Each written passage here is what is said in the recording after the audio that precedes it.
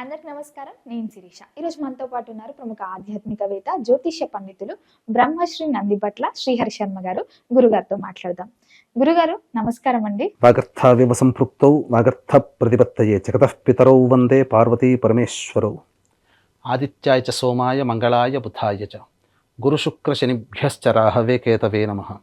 శృంగేరి జగద్గురు పీఠాధిపతులకి, కంచి పీఠాధిపతులకి నమస్కారములు తెలియజేసుకుంటూ కార్యక్రమాన్ని ప్రారంభిద్దాం. గురుగారు, ముఖ్యంగా 2025 సంవత్సరం అయిపోయింది, నూతన ఆంగ్ల సంవత్సరం అంటే 2026 ప్రారంభం అవుతుంది.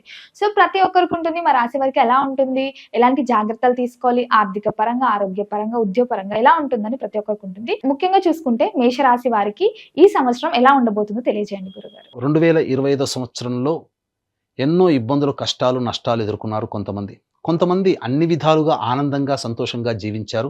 అధికమైన ఊహించిన దానికంటే ఎక్కువగానే యోగాలు పొందారు. కొంతమందికి మధ్యస్థంగా మంచి చెడు సమానంగా గడిచిపోయింది. ఇక రాబోయే 2026 సంవత్సరంలోనైనా కానీ ఆనందంగా ఉంటుందా? చేదు వాళ్ళకి మంచి జరగబోతుందా? మంచి జరిగిన వాళ్ళకి ఇంకా మంచి జరుగుతుందా, లేదా మళ్ళీ చెడు జరుగుతుందా? మధ్యస్థంగా ఉన్న వాళ్ళకి ఏమైనా మార్పులు, చేర్పులు ఉంటాయా? అసలు గ్రహాలు ఏం చెప్పబోతున్నాయి?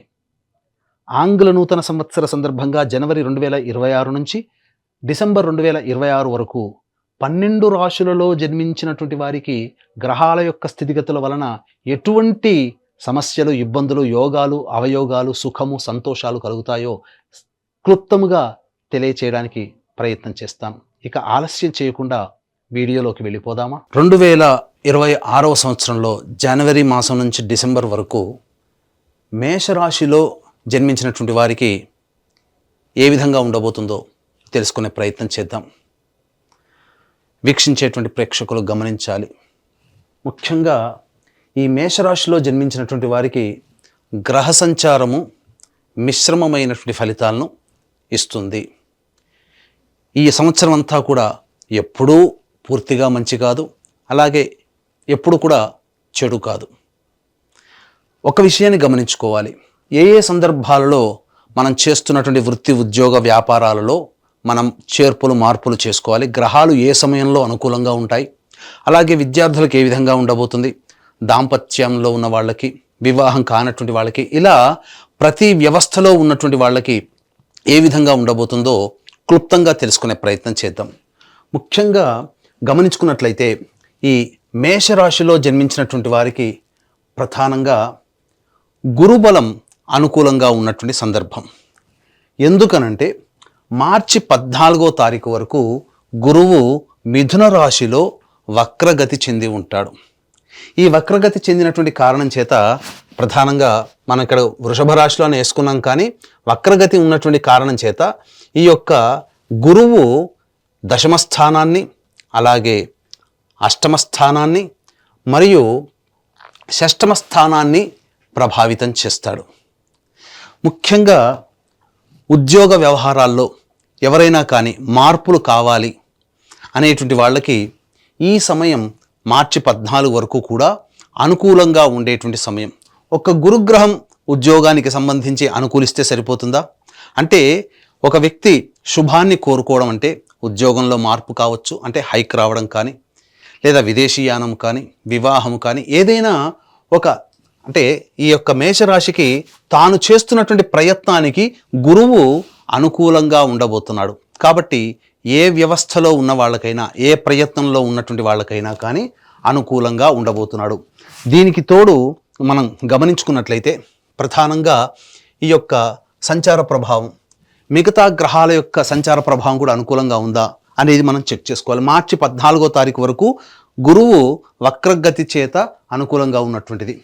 అలాగే ఈ మేషరాశి వారికి ఏప్రిల్ 2వ తారీఖు వరకు కూడా, అనగా ఈ మార్చి 14 వరకు కూడా కుజుడు లాభస్థానంలో ఉన్నాడు. కాబట్టి ఈ సంబంధించినటువంటి రాష్ట్రాధిపతి అయినటువంటి కుజుడు కూడా యోగించేటువంటి పరిస్థితిలో ఉంది. అలాగే ముఖ్యంగా ఉద్యోగ కారకుడు రవి, ఈ రవి మనకు వర్కౌట్ అవుతాడా అనేది మనం గమనించుకోవాలి. జనవరి 14వ తారీఖు రోజున మకర రాశిలోకి ప్రవేశం చేస్తాడు. ఫిబ్రవరి 13వ తారీఖు నాడు కుంభరాశిలో ఉంటాడు.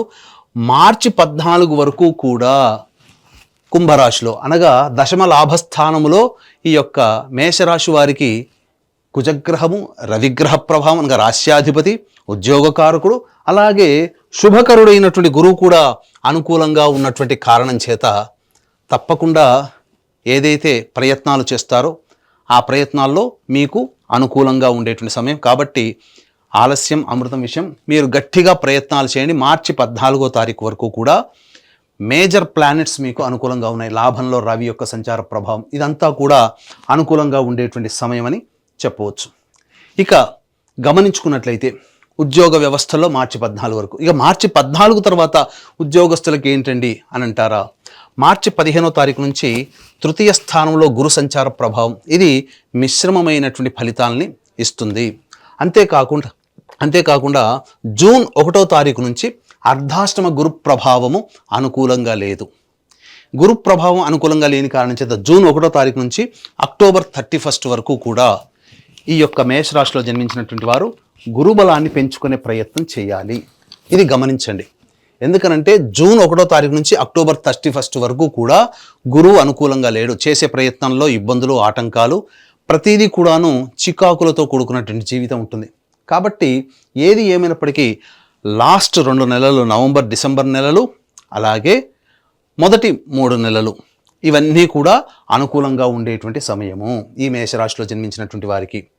మార్చి 15 నుంచి జూన్ 1వ తారీఖు వరకు కూడా ఈ సంబంధించినటువంటి ఈ మేషరాశిలో జన్మించినటువంటి వారికి ప్రధానంగా గమనించుకోవాలి. ఈ మేషరాశిలో జన్మించినటువంటి వారికి ఏ విధంగా ఉండబోతుంది అనేటువంటి విషయాన్ని మనం గనుక గమనించుకున్నట్లయితే, ఇక మేషరాశిలో జన్మించినటువంటి విద్యార్థులకి జూన్ 1వ తారీఖు వరకు గురువు అనుకూలంగా ఉన్నాడు. కాబట్టి ఉత్తీర్ణతా శాతం చాలా చక్కగా ఉంటుంది. పోటీ పరీక్షల్లో విద్యార్థులు చాలా చక్కగా పరిణితిని సాధిస్తారు. అనుకున్న విశ్వవిద్యాలయాల్లో మీకు సీట్ లభించే అవకాశం కూడా ఉంటుంది. కాబట్టి కోరుకున్న కళాశాలలో ప్రవేశం లభిస్తుంది. ఉన్నత ప్రమాణాలతో ప్రథమ శ్రేణిలో ఉత్తీర్ణులు అవుతారు. కాకపోతే జూన్ 1వ తారీఖు నుంచి అక్టోబర్ 31వ తారీఖు వరకు ఉన్నటువంటి సమయం మాత్రం అనుకూలముగా లేదు. ఈ కారణం చేత ఎక్కువగా కష్టపడాల్సినటువంటి పరిస్థితి ఈ యొక్క మేషరాశిలో జన్మించినటువంటి వారికి ఎదురవుతుంది. ఇక గమనించుకున్నట్లయితే ఇక వివాహ సంబంధించినటువంటి విషయాలలో ప్రధానంగా ప్రయత్నం చేయండి. ఎందుకనంటే మార్చి 14వ తారీఖు వరకు కూడాను గురువు వక్రగతిన ఉన్నటువంటి కారణం చేత ప్రయత్నంలో కొంత ఆటంకాలు అనేటువంటివి ఉంటాయి. అయినప్పటికీ కూడా ప్రధానంగా మార్చి 14 నుంచి జూన్ 1వ తారీఖు వరకు గురువు మిథున రాశిలో సంచారం చేస్తూ వివాహానికి అనుకూలమైనటువంటి ప్రయత్నము. కాబట్టి మార్చి 14 నుంచి జూన్ 1వ తారీఖు వరకు వివాహ సంబంధాలు నిశ్చయం అవ్వడము, లేకపోతే ఈ సంబంధించినటువంటి వివాహమే జరగడము కూడా మీకు ఖచ్చితంగా ఉండబోతుంది.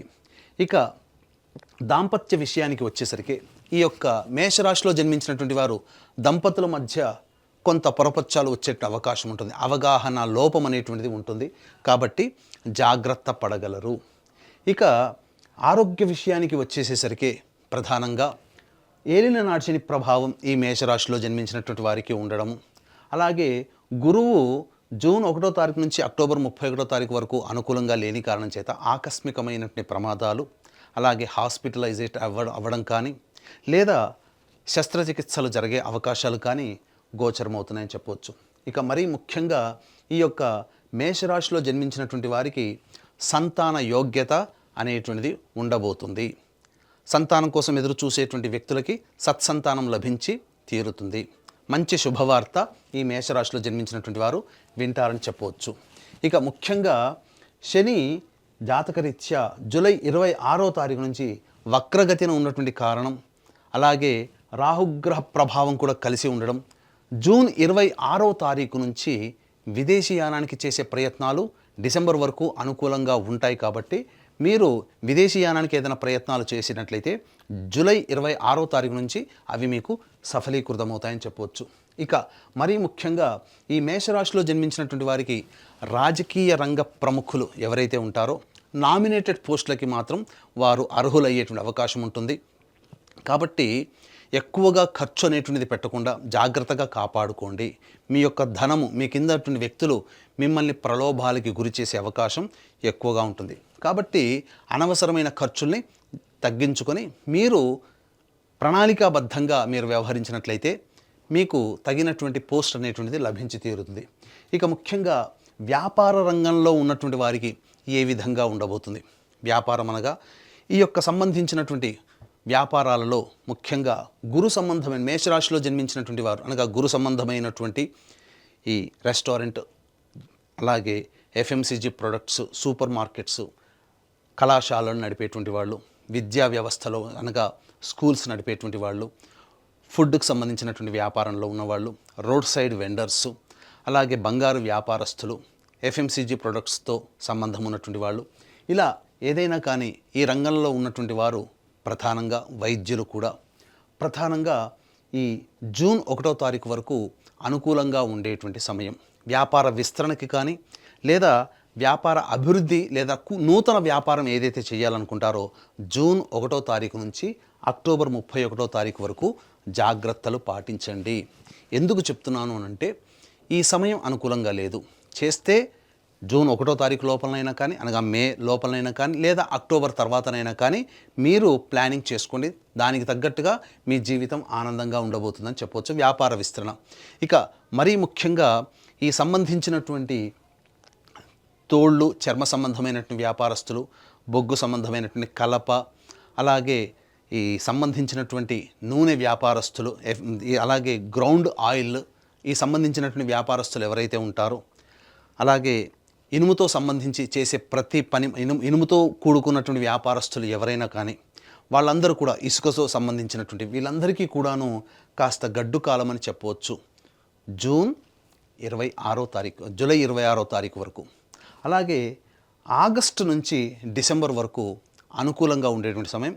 ఈ చెప్పినటువంటి రంగాల్లో ఉన్నటువంటి వాళ్ళు అనగా ఈ చర్మ సంబంధము, ఇసుక సంబంధము, అలాగే ఇనుము సంబంధము ఉన్నటువంటి వ్యాపారస్తులు చక్కగా వాళ్ళు ఆగస్టు నుంచి డిసెంబర్ లోపల వాళ్ళకి అనుకూలంగా ఉండేటువంటి సమయంగా చెప్పవచ్చు. ఇక ముఖ్యంగా కళారంగంలో ఉన్నటువంటి వాళ్ళకి గనక మనం చూసుకున్నట్లయితే ఈ యొక్క మేషరాశిలో జన్మించినటువంటి వాళ్ళకి అవకాశాలు అంది వచ్చినటువంటి అవకాశాలని మీరు వినియోగించుకోవాలి. అనగా కళారంగం అనగా సినిమా రంగము, నాటక రంగము, ఎలక్ట్రానిక్ అండ్ ప్రింటింగ్ మీడియా రంగంలో ఉన్నటువంటి వాళ్ళు, అలాగే ఈ సోషల్ మీడియా రంగంలో ఉన్నటువంటి వాళ్ళు బాగా కష్టపడితే తప్ప ఫలితాలు పొందనటువంటి పరిస్థితి. కాబట్టి జాగ్రత్తలు పాటించండి. అన్ని విధాలుగా కష్టపడే తత్వాన్ని, నిజాయితీని నమ్ముకోండి. ప్రలోభాలకి గురయ్యేటువంటి అవకాశాలు ఉంటాయి. కాబట్టి వచ్చిన అవకాశాన్ని సద్వినియోగపరుచుకుంటే కళారంగంలో తదితర రంగంలో ఉన్నటువంటి వాళ్ళు అద్భుతమైనటువంటి ప్రగతిని సాధించే అవకాశం ఎక్కువగా ఉంటుంది. ఇక రైతుల విషయానికి వచ్చేసరికి ఈ యొక్క మేషరాశిలో జన్మించినటువంటి వారికి సాధారణమైనటువంటి పంటలు ఉంటాయి.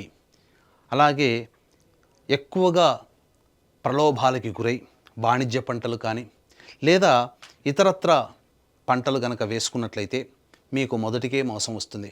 కాబట్టి మీకు తెలిసినటువంటి పంటల్ని మీరు ఎదుటి వాళ్ళని మీరు నమ్మి కానీ ఎదుటి వాళ్ళని చూసి మీరు ప్రయత్నాలు చేయడం కానీ ఈ యొక్క మేషరాశిలో జన్మించినటువంటి రైతులు చేయకండి. ఎందుకంటే నష్టములు అధికంగా ఉండేటువంటి అవకాశం ఉంటుంది.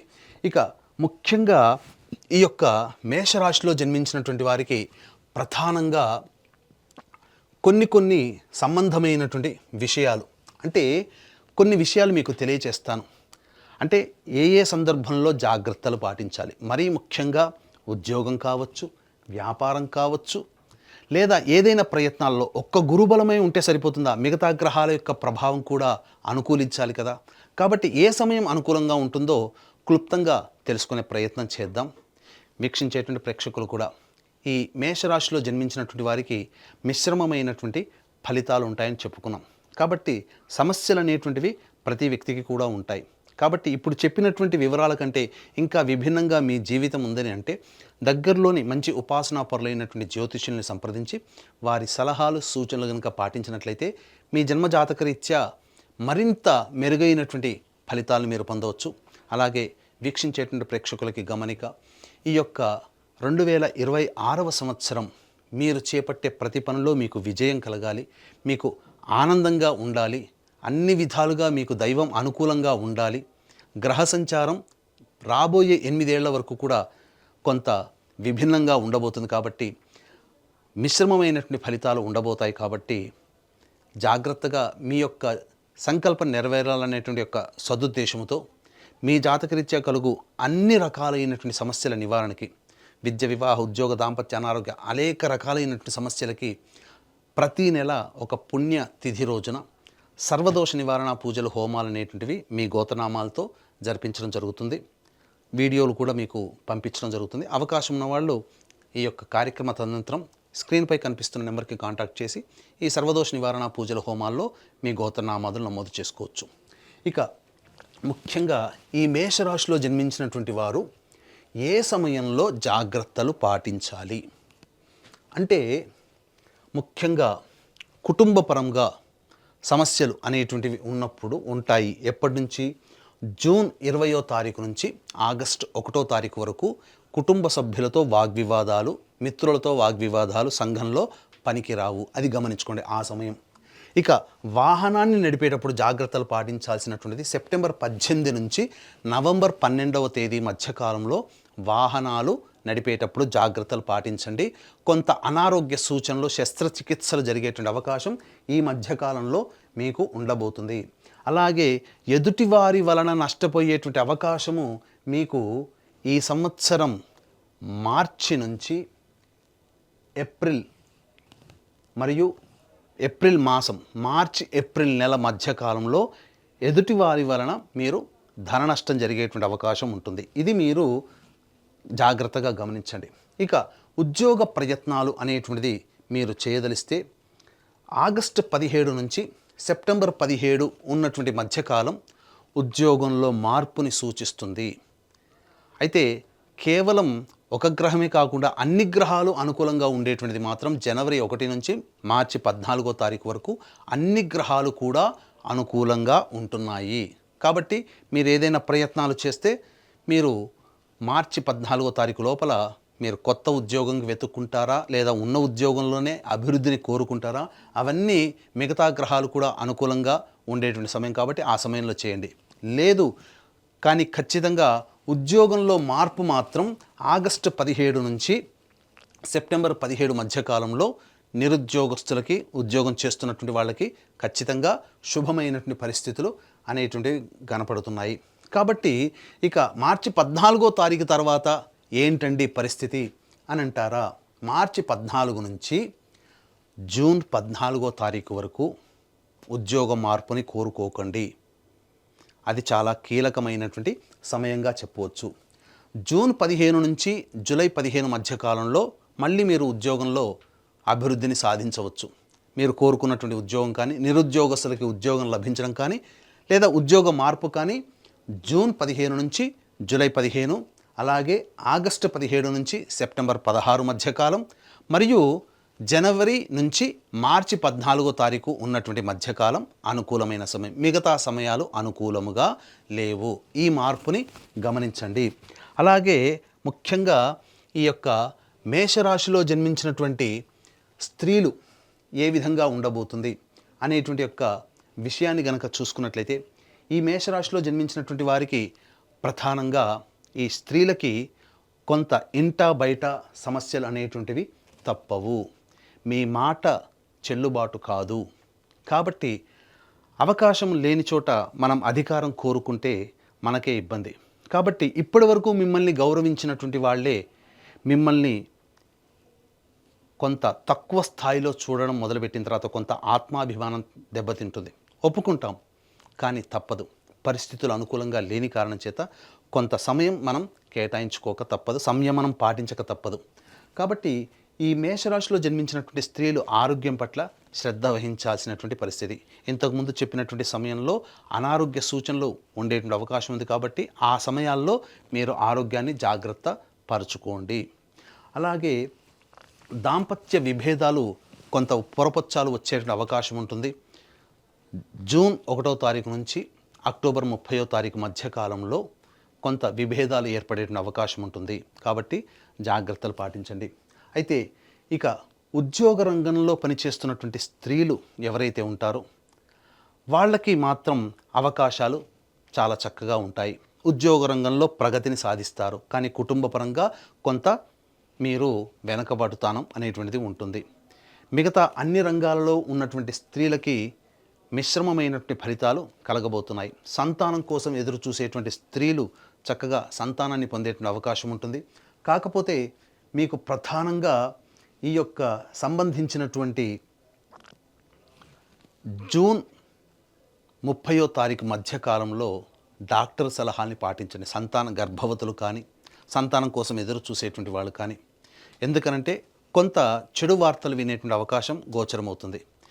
జూన్ 30వ తారీఖు అనగా జూలై మాసం నుంచి మీకు అనుకూలంగా ఉండేటువంటి సమయం, అన్ని విధాలుగా ఆరోగ్యంగా ఉండేటువంటి సమయం అని చెప్పవచ్చు గర్భవతులకి. ఇక విన్నారు కదా, ఈ చెప్పినటువంటి ఫలితాలన్నీ కూడాను దృష్టిలో పెట్టుకొని మీరు దైవానుగ్రహాన్ని పొందే ప్రయత్నం చేయండి. ఎందుకనంటే ఏ వ్యక్తికైనా కానీ సంచారము, ముఖ్యంగా గురుగ్రహ సంచారం అనుకూలంగా లేదు.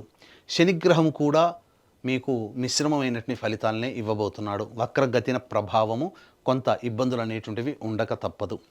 ఈ కారణం చేత దైవానుగ్రహాన్ని పొందే ప్రయత్నం ఈ మేషరాశిలో జన్మించినటువంటి వారు ప్రయత్నం చేయాలి. కాబట్టి ఈ మేషరాశిలో జన్మించినటువంటి వారు ప్రధానంగా ప్రతిరోజు కూడాను సుబ్రహ్మణ్య భుజంగ స్తోత్ర పారాయణము, అలాగే ప్రతి అష్టమి మరియు ప్రతి అమావాస్య రోజున శనిగ్రహానికి తైలాభిషేకం జరిపించుకోండి. ఈ కారణం చేత మీకు అనుకున్నటువంటి అన్ని పనులలో దైవానుగ్రహం కలుగుతుంది. ప్రతిరోజు సూర్యుడికి నమస్కారం, సూర్యాష్టకం 6 సార్లు పారాయణం చేయడం, సుబ్రహ్మణ్య భుజంగ స్తోత్ర పారాయణం చేయడం, అలాగే ప్రతి అష్టమి రోజున మరియు అమావాస్య రోజున శనిగ్రహానికి తైలాభిషేకం జరిపించండి. ఇవి జరిపించుకున్న తర్వాత తప్పకుండా మీకు చేసేటువంటి ప్రతి ప్రయత్నంలో అభివృద్ధి అనేటువంటిది ఉంటుంది. అన్ని విధాలుగా మీకు మంచి జరగాలని కోరుకుంటూ, గురుగారు మొత్తం మీద ఈ 2026 ఆంగ్ల నూతన సంవత్సరం మేషరాశి వారికి ఎలా ఉండబోతుంది, ఎలాంటి జాగ్రత్తలు తీసుకోవాలో తెలియజేసినందుకు ధన్యవాదాలండి. ఈ వీడియో కనుక మీకు నచ్చినట్లయితే లైక్ చేయండి, షేర్ చేయండి, సబ్స్క్రైబ్ చేయండి. మీ విలువైన కామెంట్ని పొందుపరచండి. సర్వం శ్రీ ఉమామహేశ్వర పరబ్రహ్మార్పణమస్తు.